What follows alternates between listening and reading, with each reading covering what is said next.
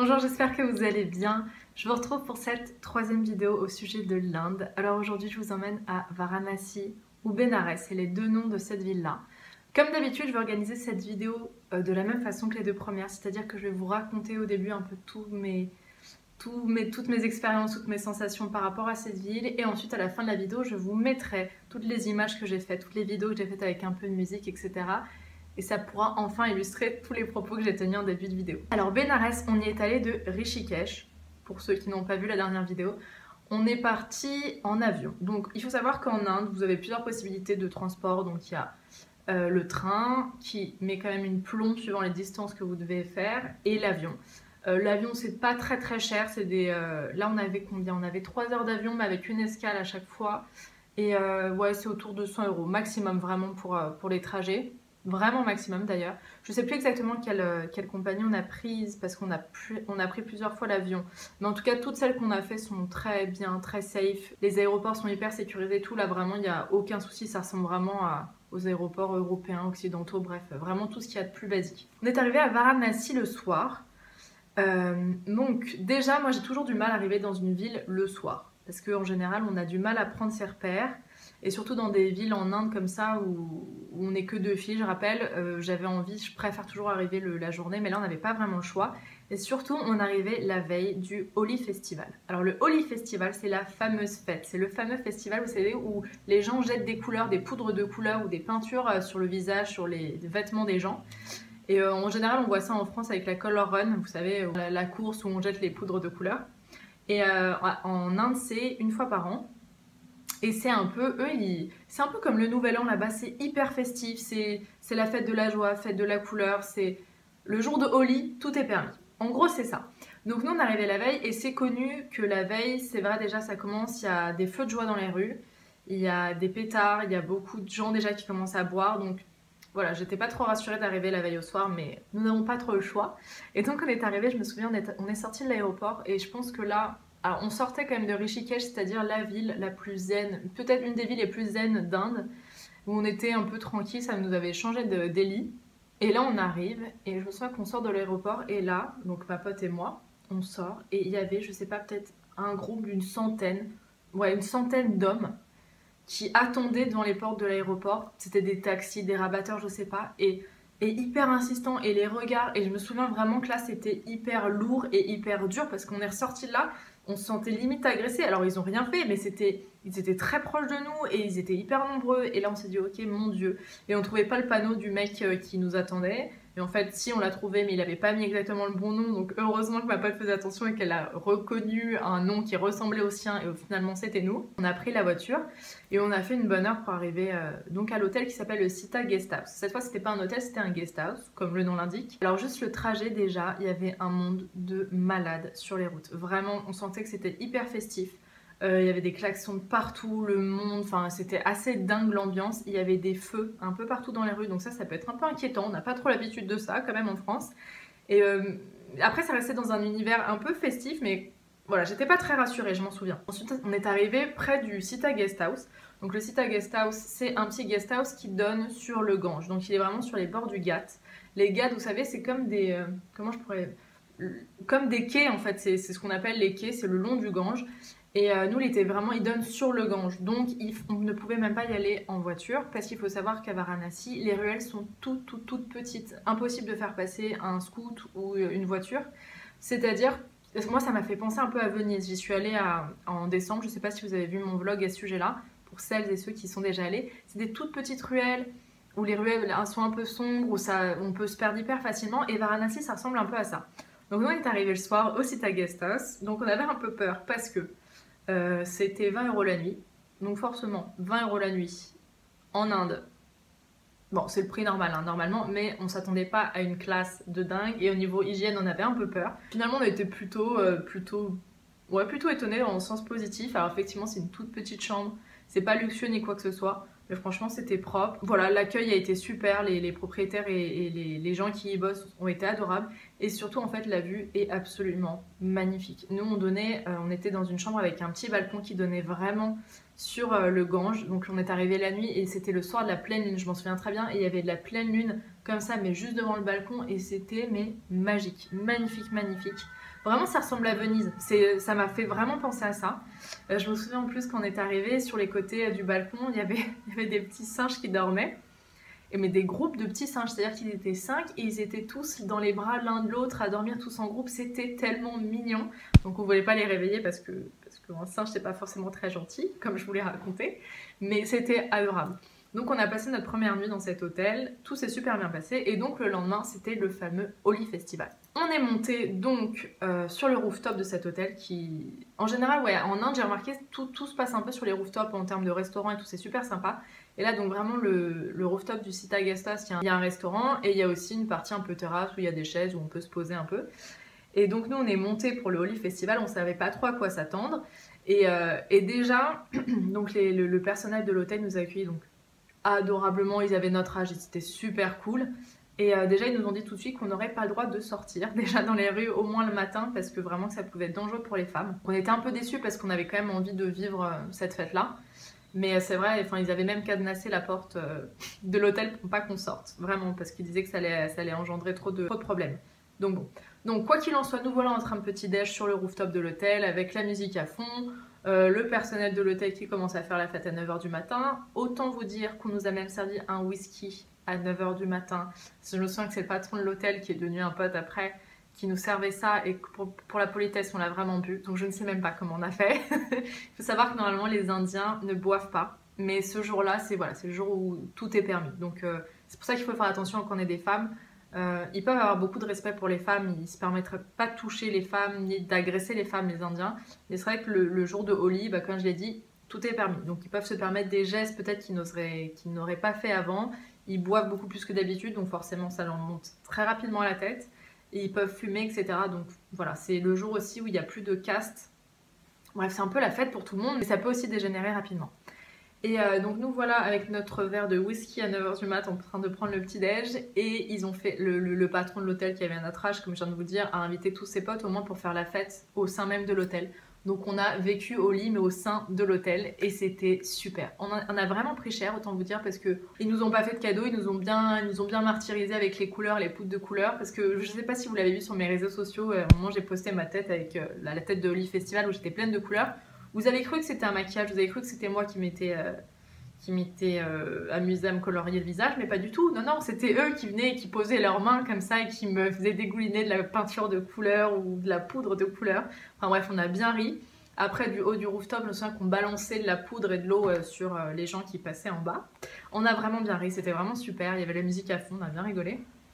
Après, le truc, c'est qu'effectivement, on voyait en bas, donc je voyais les Européens ou même les Occidentaux, les Indiens. C'est vrai qu'il n'y avait pas beaucoup de femmes du tout, et même il n'y avait pas de femmes indiennes d'ailleurs dans les rues. Et les seules femmes occidentales qu'il y avait, en général, c'était soit avec des groupes d'hommes ou avec leurs mecs. Et même ça craignait un peu parce que moi je voyais les filles qui étaient un peu au bout de leur vie quand tout le monde... Parce qu'en fait, le jour de Holi, les gens vous prennent dans leurs bras et donc voilà, ils vous profitent pour faire des câlins. Et c'est vrai que certains Indiens peuvent en profiter un petit peu pour peloter, pour toucher un peu les fesses ou les seins. Et là, je voyais d'en haut, j'observais un peu les Européennes et tout, et je voyais qu'elles en pouvaient plus, qu'elles les acceptaient même plus en général de se laisser prendre dans les bras.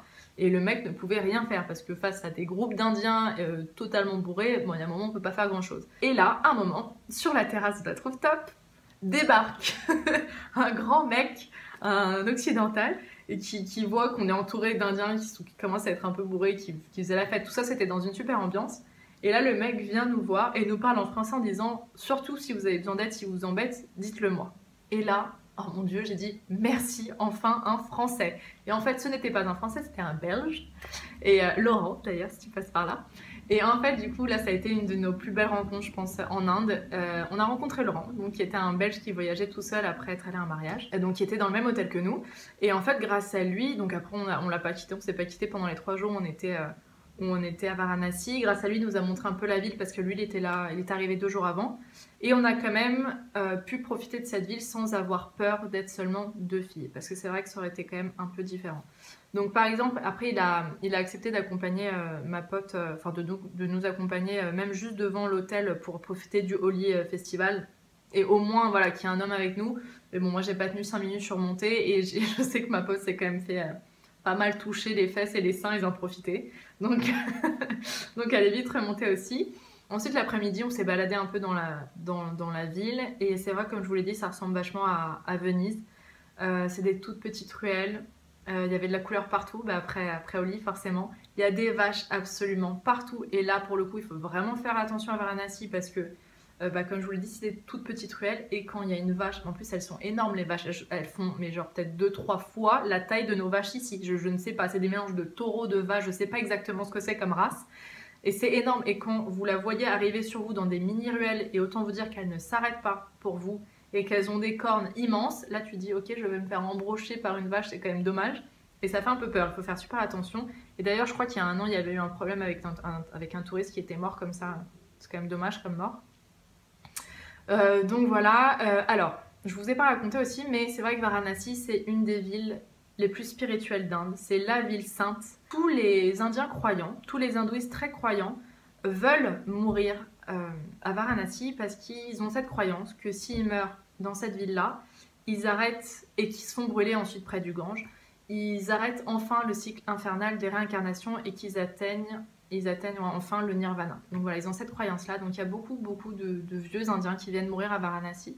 Donc il y a toute cette énergie aussi très spirituelle autour de la mort. Et sur les bords du Ghat, il y a aux deux extrémités, il y a toute la zone de crémation en fait, donc où les corps sont brûlés comme ça à l'air libre et n'importe qui peut venir et regarder. Et c'est ce qu'on a fait l'après-midi du Holi Festival. Ça peut choquer. Et je m'attendais, oui, à être forcément choquée. Alors bien sûr, j'ai pas pris de vidéo, là c'est interdiction de prendre des photos ou quoi que ce soit, bien évidemment. Mais c'est vrai que c'est assez fou à quel point ils n'ont pas du tout le même rapport que nous à la mort. C'est-à-dire qu'il y avait peut-être une quinzaine de corps qui étaient amenés, mais les uns à la suite des autres, il y avait un corps toutes les 3 minutes quoi, qui arrivait. La famille lavait le corps dans le Gange, et ensuite, voilà, c'était mis sur un tas de bois, et c'était brûlé, comme ça, et n'importe qui pouvait regarder. Et on a vu ça. Et alors moi, ça m'a pas plus choqué que ça. Je sais que ma pote était un peu plus émue. Donc, parfois, j'arrive à me déconnecter comme ça des émotions. Je sais pas comment j'arrive à... Alors, je peux être très très émotive pour certaines autres choses. Mais là, je voyais qu'il y avait pas de tristesse autour de ça. Même la famille, c'était beau. Ils savaient que l'âme de leur père, de leur mère ou de la personne qui brûlait allait atteindre enfin quelque chose de mieux, de meilleur. Donc voilà, j'ai pas ressenti cette tristesse qu'on peut ressentir dans les enterrements en France, en Occident, bref. Mais en tout cas, c'est une ville qui est extrêmement forte au niveau sensation, niveau émotion, au niveau spirituel, ça c'est évident. Il y a aussi beaucoup de sadhus, ça je vous en ai parlé dans la dernière vidéo à Rishikesh, c'est des personnes qui décident de laisser tomber la vie matérielle et qui se consacrent à la religion, qui se consacrent à la méditation. Et il y a beaucoup de sadhus à Varanasi aussi, pareil, ils sont magnifiques, ils sont très très beaux, en général c'est des vieux hommes avec plein de peintures, et en fait ils ont des cendres aussi, donc soit ils vont chercher comme de l'argile dans le Gange et ils s'en mettent partout sur le corps et donc ils deviennent un peu blanc-gris, ou bien apparemment, on nous a expliqué aussi que parfois il y en a qui vont chercher les cendres des défunts et qui vont se le mettre sur le visage, sur le corps, parce que certains sadhus permettent de faire le pont, de faire le lien entre la vie terrestre et la vie dans le nirvana, donc ils font passer les âmes. Donc voilà, il y a un truc très très très spirituel quand même à Varanasi. Qu'est-ce qu'on a fait d'autre? Donc là on s'était baladé, le soir pareil, on a fait pas mal de rooftop et tout ça. Comme je vous l'ai dit, là on a quand même été heureuse, et même avec du recul on était vraiment heureuse d'avoir rencontré un homme, d'avoir rencontré un occidental, ouais, avec qui on a pu se sentir un peu plus rassurés.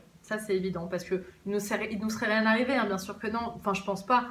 Mais on s'est quand même senti bien mieux que si on avait été que toutes les deux dans les petites ruelles, et je sais pas, on sait jamais. Le lendemain matin, on s'est levé très tôt, on s'est levé à 5h30 pour prendre un petit bateau, c'est un truc assez classique là-bas, de prendre un petit bateau et de se balader sur le Gange pour voir le lever de soleil sur le Gange. C'est somptueux, c'est vraiment magnifique. Vous pouvez assister au fait que tous les Indiens viennent...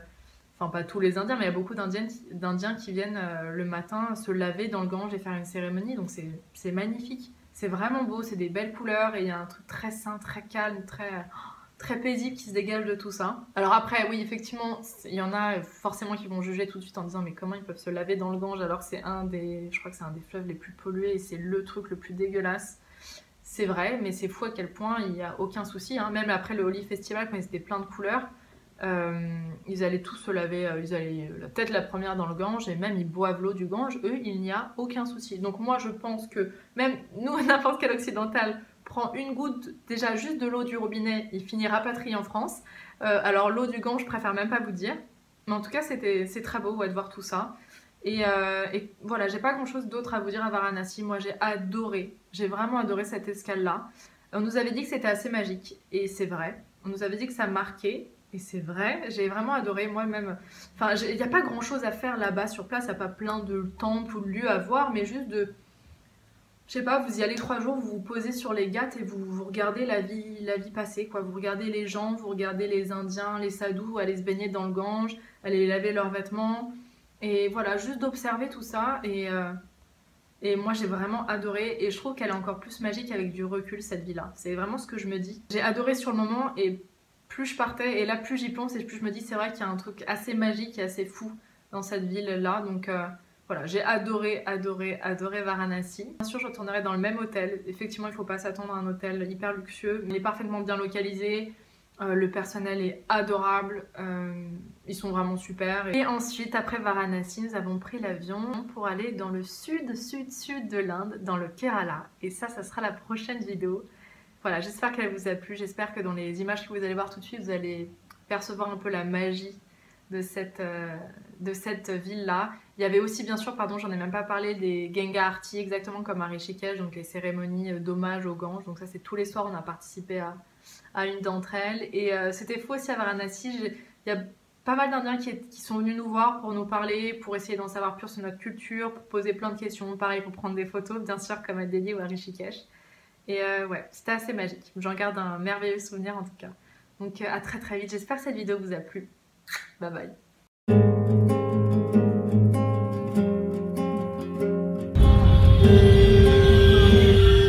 Aucun occidental.